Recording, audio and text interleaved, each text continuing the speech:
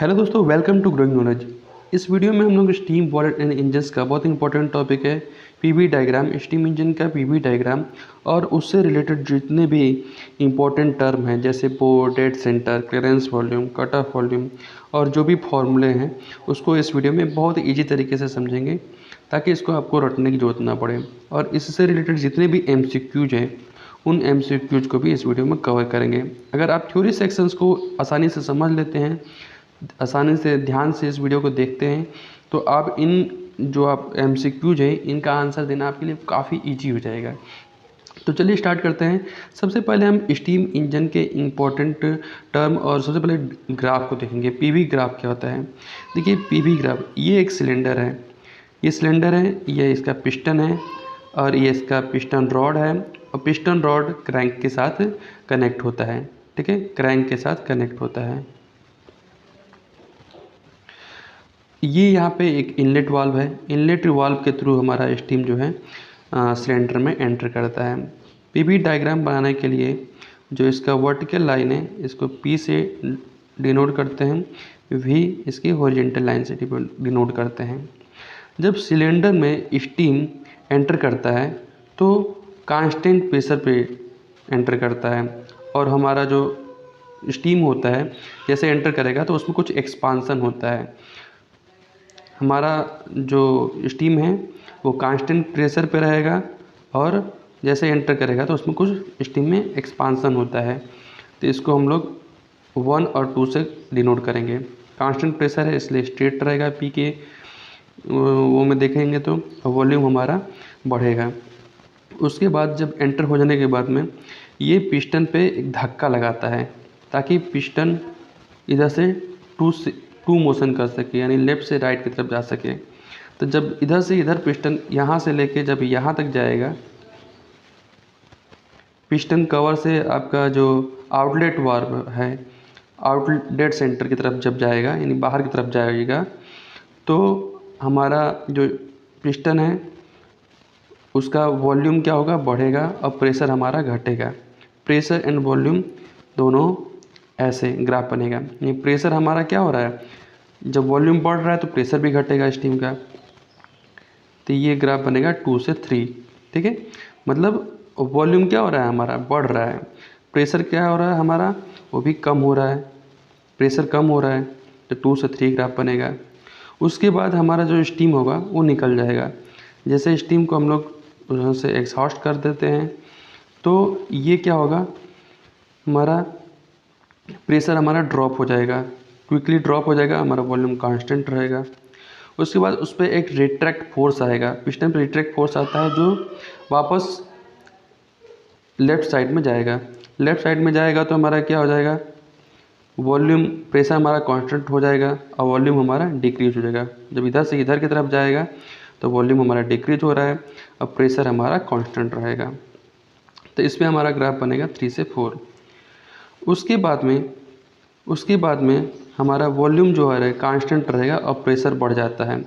Volume हमारा constant रहेगा, pressure बढ़ेगा क्योंकि उसी टाइम पे इसमें जो स्टीम है इनलेट वाल्व से एंटर करता है तो हमारा प्रेशर बढ़ने लगता है, क्विकली बढ़ता है और वॉल्यूम हमारा डिक्रीज हो जाता है, वॉल्यूम हमारा कांस्टेंट हो जाता है। तो ये इसका ग्राफ बनेगा।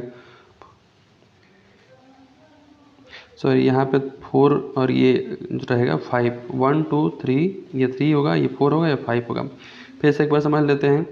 जब स्टीम इनलेट वाल्व से एंटर करता है कांस्टेंट प्रेशर, उस समय स्टीम का जो प्रेशर रहेगा वो कांस्टेंट रहेगा और जैसे इसमें एंटर करेगा तो स्टीम क्या होगा, थोड़ा एक्सपांड होता है। एक्सपांड होगा तो हमारा वॉल्यूम बढ़ता है, यानी हमारा जो ग्राफ 1 से 2 प्लॉट होगा। उसके बाद वो स्टीम क्या करता है, पिस्टन पे प्रेशर लगाता है। जब पिस्टन को प्रेशर लगाएगा तो क्या होगा, पिस्टन लेफ़्ट साइड से राइट साइड में जाएगा, इधर से इधर जाएगा तो हमारा क्या होगा, वॉल्यूम बढ़ रहा है और प्रेशर भी घटते जाएगा क्योंकि वॉल्यूम बढ़ रहा है तो प्रेशर भी घटेगा। तो वैसे वैसे यहाँ पे प्रेशर हमारा घट रहा है और वॉल्यूम क्या हो रहा है, वो बढ़ रहा है। जब 2 2 3 ये जो डायग्राम है ये प्लॉट होगा। उसके बाद हमारा क्या होगा, स्टीम बाहर निकल जाता है। स्टीम जैसे बाहर निकलता है तब प्रेशर क्विकली ड्रॉप हो जाता है। जब प्रेशर हमारा ड्रॉप हो जाएगा, वॉल्यूम कांस्टेंट रहेगा। उसके बाद क्विक जो फोर्स लगेगा यानी रिट्रैक्ट फोर्स लगेगा पिस्टन पे, जो लेफ़्ट साइड की तरफ ले जाएगा। जब इस तरफ फोर्स लगाता है, इस तरफ जाएगा तो हमारा क्या होगा, हमारा प्रेशर तो कांस्टेंट रहता है लेकिन वॉल्यूम जो है डिक्रीज हो जाता है, क्योंकि यहाँ से यहाँ तक जाएगा तो क्या होगा, वॉल्यूम डिक्रीज हो जाएगा, स्टीम का वॉल्यूम इधर डिक्रीज हो जाएगा। तो 4 to 5 ये ग्राफ प्लॉट होगा। ठीक है, फिर वापस फिर क्या होगा कि हमारा यहाँ से स्टीम एंटर करेगा, प्रेशर बढ़ेगा, वॉल्यूम हमारा कांस्टेंट है, तो हमारा 5 से लेके 1 ये ग्राफ प्लॉट होगा। तो ये हुआ आपका पीवी डायग्राम। अब इससे रिलेटेड जो इम्पोर्टेंट टर्म आते हैं उनको हम लोग देख लेते हैं। अब लोगों ने पढ़ा होगा बोर। बोर क्या होता है, देखिए ये सिलेंडर है, सिलेंडर का ये जो डायामीटर होता है ये होता है बोर, यानी सिलेंडर की कैपेसिटी कितनी होनी चाहिए बोर पे डिपेंड करती है। उस हिसाब से सिलेंडर का बोर रखा जाता है। बड़े कैपेसिटी का चाहिए तो बोर बड़ा होना चाहिए, डायामीटर बड़ा होना चाहिए, यानी सिलेंडर का जो डायामीटर है वही उसका बोर होता है। और अगर यही डायामीटर के हिसाब से इसका पिस्टन का भी डायामीटर डिपेंड करता है, पिस्टन का भी डायामीटर उतना रखा जाता है। आप लोगों ने देखा होगा बाइक वगैरह या फिर जो इंजन होती है इसमें 125 सीसी लेके होती है, 150 सीसी होती है, तो वो क्या होता है, वो डायामीटर होता है, सिलेंडर का डायामीटर बोर डायामीटर होता है। ठीक है, अब देख नेक्स्ट आता है डेड सेंटर। डेड सेंटर क्या होता है, जब ये पिस्टन हमारा मैक्सिमम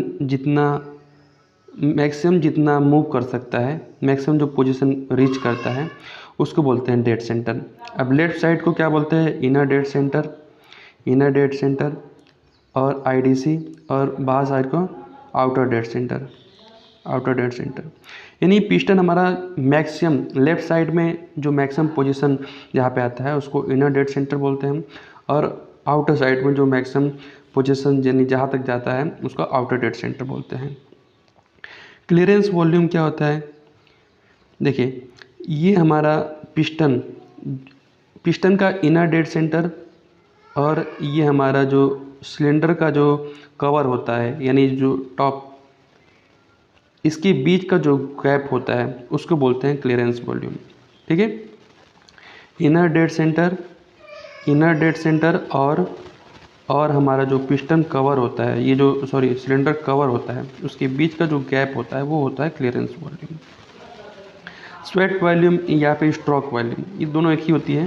स्वेप्ट वॉल्यूम या फिर स्ट्रोक वॉल्यूम क्या होता है, ये हमारा जो सिलेंडर है उसका इनर डेड सेंटर और आउटर डेड सेंटर, इसके जो बीच का जो गैप होता है वो होता है स्वेप्ट वॉल्यूम। ठीक है, गैप बिटवीन या फिर volume between inner dead centre और आउटर डेड सेंटर, इसके बीच का जो वॉल्यूम होता है उसी को हम लोग स्वेप्ट वॉल्यूम या फिर स्ट्रोक वॉल्यूम कहते हैं। ठीक है, कट ऑफ वॉल्यूम क्या होता है, ये हमारा सिलेंडर है, ये हमारा इनलेट वाल्व है, तो इनलेट वाल्व से स्टीम की सप्लाई जिस टाइम पे कट हो जाती है, ठीक है, स्टीम यहाँ पे आएगा और जिस टाइम पे स्टीम की सप्लाई कट होगा उस टाइम पे यहाँ का जो वॉल्यूम होता है वो होता है cut off volume.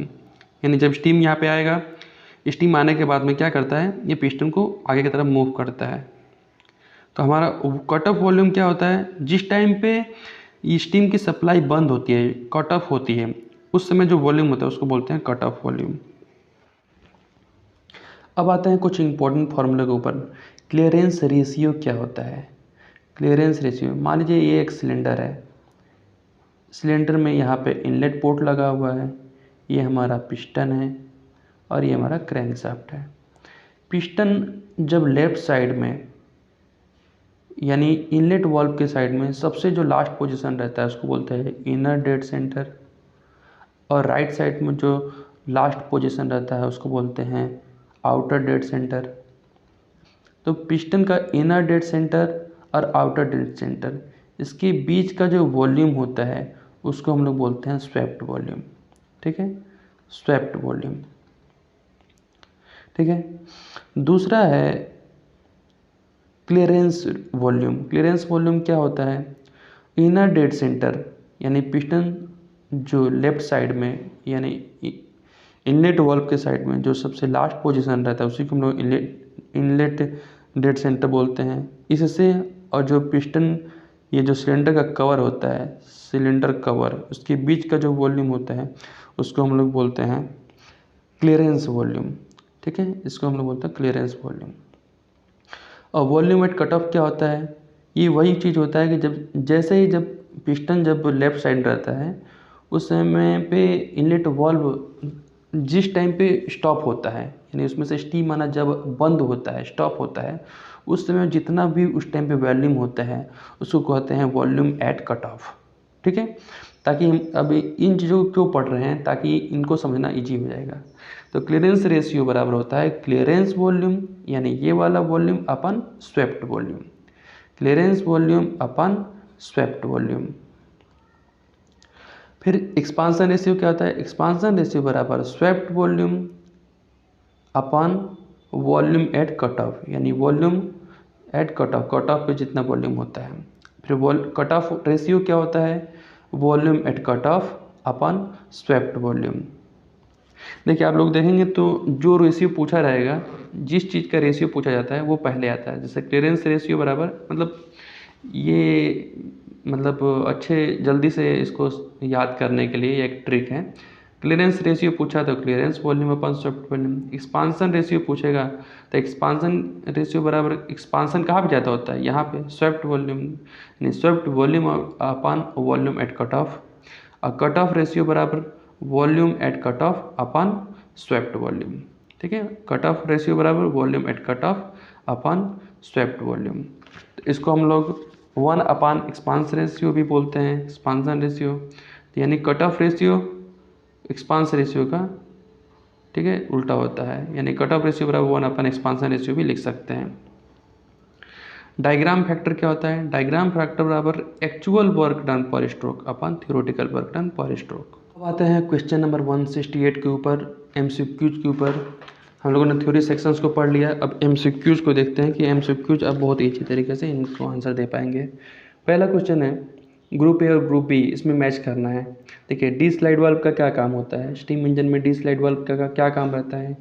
D slide valve हमें स्टीम को एक्सहास्ट करता है जब उसकी ज़रूरत होती है, जैसे ज़रूरत होती है एट द प्रॉपर मोमेंट में cylinder at the proper moment steam को एक्सहास्ट करने का काम करता है। तो आपका ए में मैच हो गया।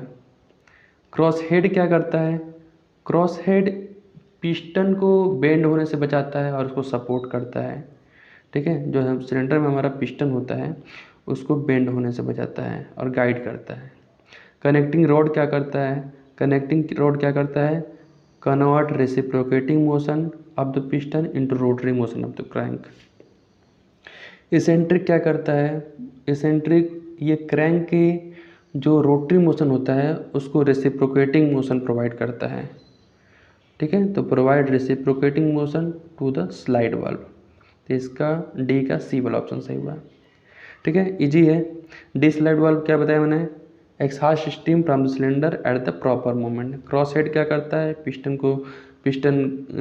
का जो रॉड होता है उसको सपोर्ट करता है और उसको बेंड होने से बचाता है। कनेक्टिंग रॉड क्या करता है, reciprocating motion of the piston into rotary motion of the crank. Eccentric क्या करता है, ये क्रैंक के रोटरी मोशन को रेसिप्रोकेटिंग मोशन में कन्वर्ट करके भेजता है। नेक्स्ट क्वेश्चन देखते हैं 169 नंबर का। In a steam engine super heated steam from the boiler is feed into the steam chest at the pressure of. देखिए स्टीम इंजन में सुपर हीटेड स्टीम बॉयलर से आता है, बॉयलर से सुपर हीटेड स्टीम आता है। सबसे पहले कहाँ आएगा, बॉयलर से स्टीम चेस्ट में आता है। तो उसका बोल रहा है कि कितना प्रेशर रहता है, तो कितना प्रेशर रहता है, 20 ATM प्रेशर रहता है। कितना, 20 ATM प्रेशर। तो बी वाला ऑप्शन सही हुआ।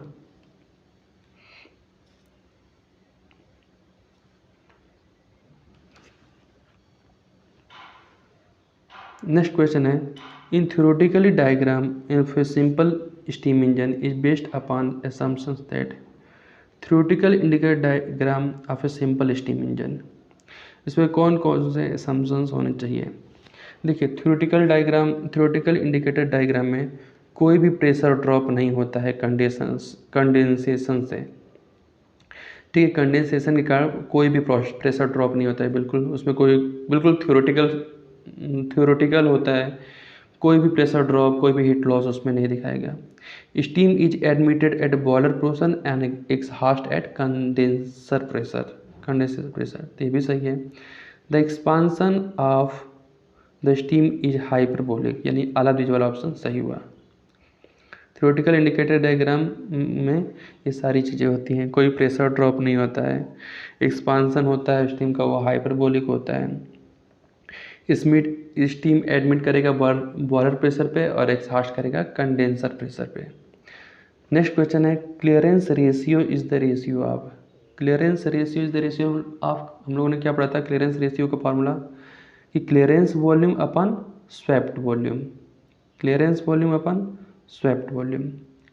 एक्सपांसन रेशियो बराबर क्या होता है, तो हम लोगों ने पढ़ा था एक्सपांसन रेशियो बराबर swept volume upon volume at cut off, swept volume and to the volume of cut off ratio क्या होता है, मैंने वही फिर से बताया था आपको, कट ऑफ रेशियो बराबर volume at cut off upon swept volume, volume at cut off upon swept volume.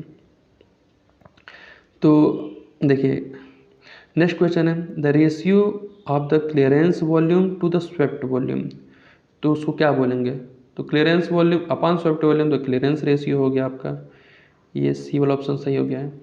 The ratio of the volume at cut off to the swept volume is called, तो volume at cut off to the swept volume, तो उसको हम लोग बोलेंगे, cut off की बात हो रही है वॉल्यूम, तो कट ऑफ रेशियो हो गया। द रेशियो ऑफ द, इसमें से क्या होगा, to the volume at cut off is called expansion ratio, तो एक्सपांसन रेशियो में क्या होता है swept volume upon volume at cut off. Formula एक बार फिर से देख लीजिए, क्लियरेंस रेशियो बराबर हमने पढ़ा था clearance volume upon swept volume, expansion ratio बराबर swept volume upon volume at cut off ratio बराबर volume at cut off upon swept volume. Diagram factor बराबर actual work done per stroke upon theoretical work done per. Next question है the cut off ratio is the reciprocal of expansion ratio, cut off ratio expansion ratio का reciprocal होता है, बिल्कुल सही है। हम लोगों ने यहाँ पे फॉर्मूला में पढ़ा था cut off ratio is equal to 1 upon expansion ratio, या फिर इसको ऐसे भी लिख सकते हैं कि expansion ratio is equal to 1 upon cut off ratio, बिल्कुल सही है, रेसिप्रोकल होता है। नेक्स्ट क्वेश्चन है is double acting steam engine with the cylinder diameter of 190 mm, cylinder का जो डायमीटर है 190 mm है, स्ट्रोक 300 mm है, हैज ए कट ऑफ कितना आता है 0.35, यानी जो उसका कट ऑफ रेशियो है 0.35 mm है। तो expansion ratio for this engine is nearly, expansion ratio पूछ रहा है, तो एक्सपांसन रेशियो बराबर हम लोगों ने क्या पढ़ा है 1 अपन कट ऑफ रेशियो यहाँ पे दिया हुआ है, तो आप इसको हम लिख देंगे 1 अपॉन 0.35, इसको हम लोग क्या लिख सकते हैं 35, तो जब इससे भाग देंगे तो कितना हो जाएगा 2.86, यानी ये पी वाला ऑप्शन सही हो जाएगा। नेक्स्ट क्वेश्चन है the pressure of steam in the engine cylinder at the beginning of the stroke is, boiler pressure, steam का जो प्रेशर होता है इंजन सिलेंडर में जब स्ट्रोक लेता है उसके प्रारंभ में बॉयलर प्रेशर से क्या होता है कम होता है, बॉयलर का जो प्रेशर होता है जैसे उसमें एंटर करेगा तो थोड़ा सा प्रेशर कम हो जाता है, तो वो हमारा जो प्रेशर होता है वो कम होता है। नेक्स्ट क्वेश्चन है in case of non condensing steam engine the pressure of steam in the cylinder during exhaust stroke is, exhaust stroke में देखिए नॉन कंडेंसिंग स्टीम इंजन की बात हो रही है, तो नॉन कंडेंसिंग जिसमें कंडेंसिंग नहीं होता है तो उसमें हमारा pressure higher than condenser pressure से ज़्यादा होता है। In a case of condensing steam engine the pressure of the steam in the cylinder during exhaust stroke atmosphere pressure से ज़्यादा होता है कि कम होता है, तो ऑब्वियस सी बात है एटमॉस्फेयर प्रेशर से तो ज़्यादा ही रहेगा। The effect of wire drawing is to decrease the area of indicator diagram and thus work done by the engine is reduced, बिल्कुल सही, एग्री। नेक्स्ट क्वेश्चन है the clearance in the engine cylinder has no effect on the steam consumption, the clearance in the engine cylinder has no effect on the steam consumption, गलत है ये। Clearance in the engine cylinder जो engine cylinder में जो clearance दिए होते हैं, ठीक है, वो क्या करता है, वो मीन इफेक्टिव प्रेशर को बढ़ाता है, वर्क डन को भी बढ़ाता है, decrease the efficiency of the engine, all of these efficiency को घटाता है, लेकिन मीन इफेक्टिव प्रेशर है उसको बढ़ा देता है, वर्क डन को भी बढ़ा देता है। Diagram factor is the ratio of, हम लोगों ने पढ़ा था डायग्राम फैक्टर क्या होता है, actual work done per stroke upon theoretical work done per stroke. Next question है the value of diagram factor depend upon, diagram factor किस किस पे चीज़ों पे डिपेंड करता है, डायग्राम फैक्टर इनिशियल स्टीम की इनिशियल कंडीशन पे डिपेंड करता है, बैक प्रेशर पे डिपेंड करता है, इनिशियल प्रेशर ऑफ स्टीम पे डिपेंड करता है। तो ऑल ऑफ दिस वाला ऑप्शन सही हो गया। नेक्स्ट क्वेश्चन है the average value of diagram factor lies between, average value of diagram factor lies between कितना होता है 0.65 to 0.9। नेक्स्ट क्वेश्चन है which of the following is correct, देखिए actual mean effective pressure theoretical, diagram factor का हम लोगों ने formula क्या बताया, डायग्राम फैक्टर बराबर actual mean effective pressure upon theoretical mean effective pressure. P A यहाँ पे पी ए लिखा हुआ है, P A is equal to के इंटू पी एम, के इंटू पी एम, यानी बी वाला ऑप्शन आपका सही हो जाएगा। नेक्स्ट क्वेश्चन है, ये वीडियो जो है यूट्यूब के जो फॉर्मेट है लैंडस्केप वाला वो वाला फॉर्मेट में नहीं है, तो आप इसको जूम करके देखिएगा ताकि आपको क्लियर दिखे।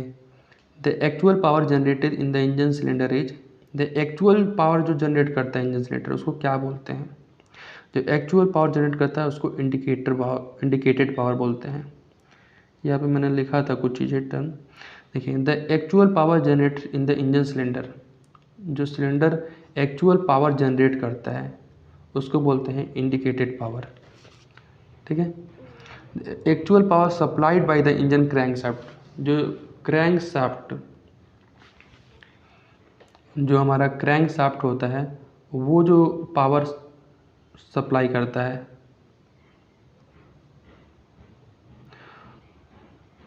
उसको हम लोग बोलते हैं ब्रेक पावर, ठीक है।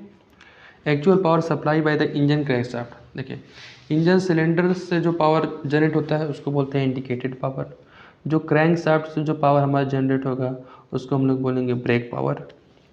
थर्मल एफिशिएंसी का फार्मूला होता है ब्रेक पावर, यानी brake power upon thermal power. Brake thermal efficiency क्या होता है, heat equivalent to brake power to the energy supplied to the steam. Next question पे आते हैं, for the same length of stroke and speed of crankshaft, यानी same stroke length and crankshaft की जो speed है वो अगर सेम है, the piston speed for the double acting steam is the piston speed of single acting speed. Single acting steam engine, single acting speed engine के comparison में जो double acting steam engine होगा क्या होगा, ट्वाइस होगा, ठीक है। नेक्स्ट क्वेश्चन है the actual power supplied by the engine crankshaft is, the actual power supplied by engine crankshaft, जब जो हमारा पावर सप्लाई करेगा उसको हम लोग बोलते हैं ब्रेक पावर। नेक्स्ट क्वेश्चन है beside mean effective pressure the data required to determine the indicated power of an engine include. Beside mean effective pressure, mean effective pressure के लिए कौन कौन से डेटा हमें ज़रूरत होती है, तो कौन कौन सी, पहले तो पिस्टन का डायमीटर चाहिए, ठीक है, लेंथ ऑफ स्ट्रोक चाहिए और स्पीड ऑफ रोटेशन चाहिए, सी वाला ऑप्शन सही हुआ। The ratio of brake power to the indicated power, उसको क्या बोलते हैं, उसको बोलते हैं mechanical efficiency. The ratio of brake power to the indicated power, brake power upon indicated power तो हम लोग क्या बोलेंगे mechanical efficiency. The ratio of heat equivalent to brake power to the energy supplied to the steam, उसको हम लोग क्या बोलेंगे, उसको हम लोग बोलेंगे ब्रेक थर्मल एफिशिएंसी, ठीक है। ब्रेक थर्मल एफिशिएंसी अभी हम लोगों ने फार्मूला बताया था मैंने, ब्रेक थर्मल एफिशिएंसी बराबर होता है heat equivalent to brake power to the energy supply to the steam, यानी क्रैंकशाफ्ट से हमें जितना एनर्जी मिल रहा है अपन हम कितना स्टीम बनाने के लिए एनर्जी दे रहे हैं, यानी energy supply to the steam. Next question है the indicated thermal efficiency is defined as. Indicated thermal efficiency क्या डिफाइन करता है? Ratio of heat equivalent to indicated power to the energy supply to the steam. Relative efficiency is defined as the, relative efficiency बराबर क्या होता है? Thermal efficiency to the Rankine efficiency. Next question है there is always some steam left in the clearance space for the previous stroke. The steam left in the clearance space is called, वो क्या कहलाता है? उसे बोलते हैं cushion steam. Next question है the missing quantity per stroke is equal to, missing quantity per stroke is equal to cylinder feed minus indicated mass of steam. जितना cylinder में फीड किया जाता है उसमें से इंडिकेटेड मास ऑफ स्टीम उसको घटा दिया जाता है, तो उसको हम लोग बोलते हैं missing quantity of stroke. Next question है the missing quantity of is mainly due to cylinder condensation and the small amount of steam leakage past the valve and piston. बिल्कुल सही है।